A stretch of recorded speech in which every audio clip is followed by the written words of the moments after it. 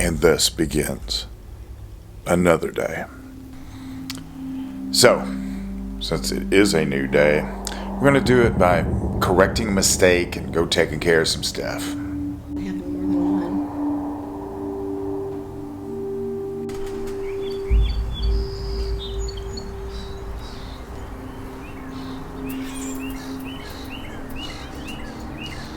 Oh, good. The Eagles did not... Oh, yeah, they did. The Eagles have visited my car. I got Eagles that keep coming to my car. I am going to have to deal with that at some point. If only to save on car washes.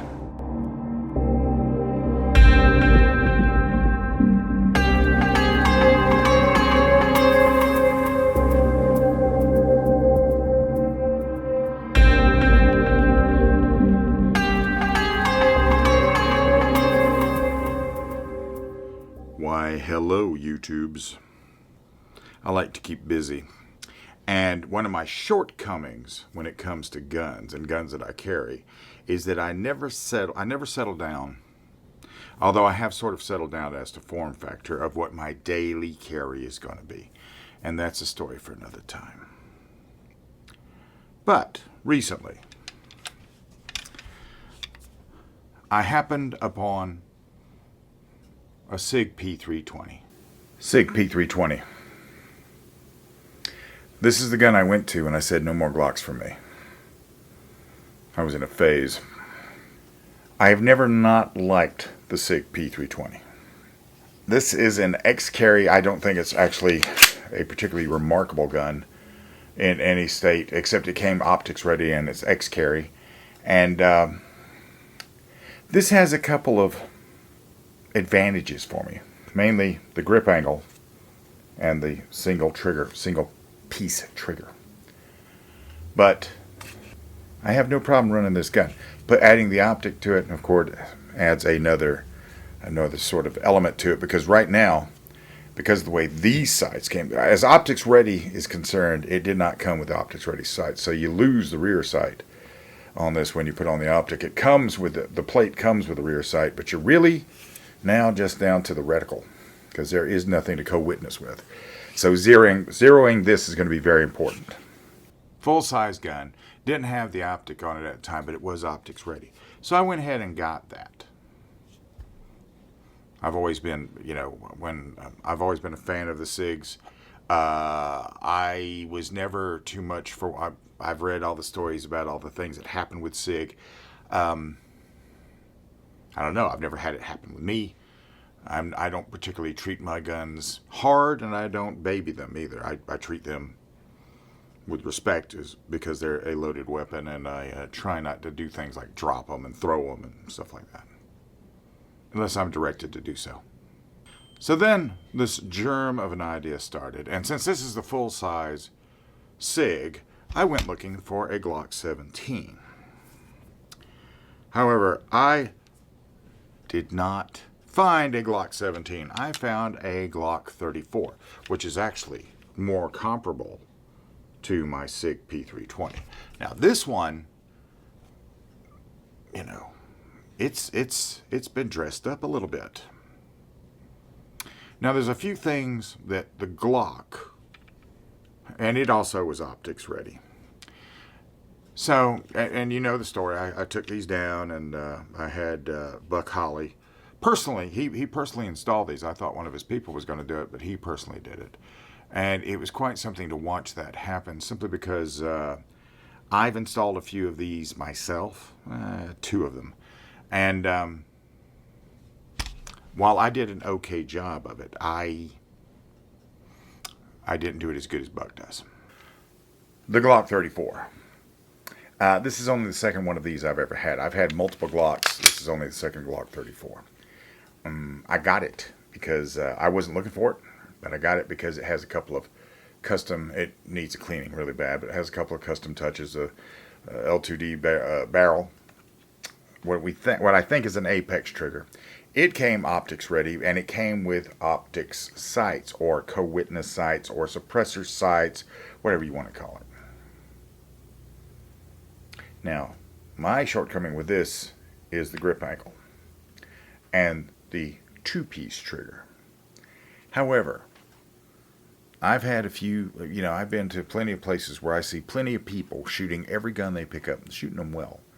So this is not so much me trying to figure out, okay, is this gun better? Or is that gun better? It's me trying to figure out how to shoot everything I own. Anyway, I decided to, when I saw this gun, the idea came to fruition in my mind. I'm going to try to outfit these two guns as close as I can, and then I'm just going to compare them. After I shoot them, now these are both very shootable for me. After I shoot them, I'm not going to get rid of them because I've had, had a few things done to them, and I'm going to just keep the guns. I like this one especially because it has the smiley face in front of it on the rear plate. Now, there's two things to keep in mind with me, and these two guns in particular. With a Glock, when I'm gripping a Glock, even though it looks like my hand is doing everything it has to do, what I'm actually doing is I'm pressing more on here than up here. And this way, when I do that, I don't steer the gun low and left. If I do it that way, I keep a pretty straight aim.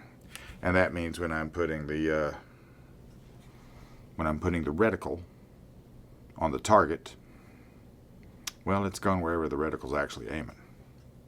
Because one thing we got to do is zero this. This has the advantage of having a better barrel, better than stock barrel, and a better than stock trigger for a Glock trigger. The disadvantage too, even though it's an Apex trigger, I think, is that it's still a two-piece trigger. I'm not a big two-piece trigger fan. So the Sig, while the Sig has no custom touches save for the red dot, it does have two things that work better for me. First of all, I do not have to adjust my grip. I simply can grab the weapon. Every part of my hand can be hitting where it needs to hit. The longer beaver tail comforts me for some reason. And, the one-piece trigger, well, I just like it better. Now, we took these two guns out to shoot them.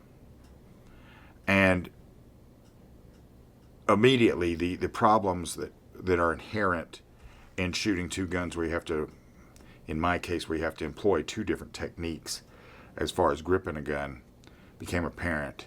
Although I started hitting targets first with this. But before long, this came together too. Don't take my word for it. Take a look.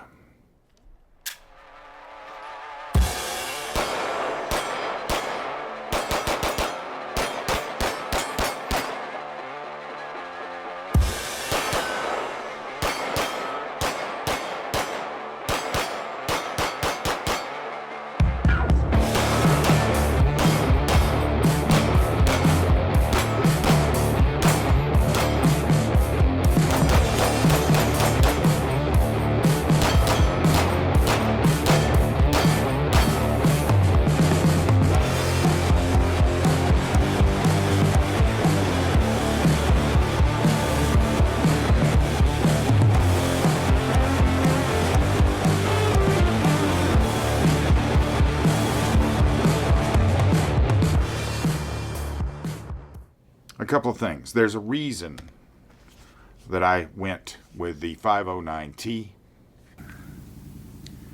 It comes with a 50,000 hour battery. It's enclosed in a titanium shell. It has a reflex system to where you don't get any sort of parallax or anything in it.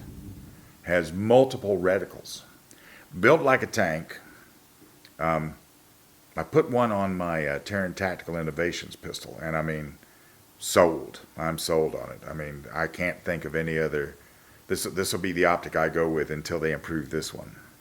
And the thing to understand is that with these, we're not at the end of the day. These still have to be zeroed. I've contacted Brian Murphy, who was the holster maker that made me the Super Dave rigs. Or Super Dave rig, rather. And I've asked him to make me two holsters that are identical to fit these two guns.